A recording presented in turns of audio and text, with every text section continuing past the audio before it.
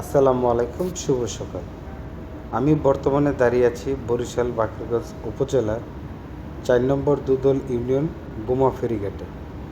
দীর্ঘদিন ধরে এই এলাকার মানুষের যাতায়াত একমাত্র ভরসা ছিল এই ফেরিঘাট। প্রতিদিন শত শত মানুষকে ফেরির জন্য অপেক্ষা করে পারাপার হতে হয়, যা অনেক সময় ভোগান্তির কারণ হয়ে দাঁড়ায়।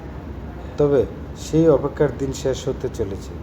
খুব শীঘ্রই চালু হতে যাচ্ছে বহুল প্রত্যাশিত গোমা ব্রিজ। ব্রিজটি চালু হলে এই অঞ্চলের মানুষের দীর্ঘদিনের দুর্ভোগ কমবে এবং যাতায়াত হবে দ্রুত, নিরাপদ ও সহজ।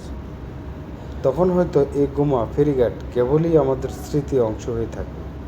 এলাকাবাসীর প্রত্যাশা, যত দ্রুত সম্ভব গোমা ব্রিজের নির্মাণ কাজ সম্পূর্ণ করে তা জনসাধারণের চলাচলের জন্য উন্মুক্ত করা হোক। সবাইকে জানাই শুভকামনা।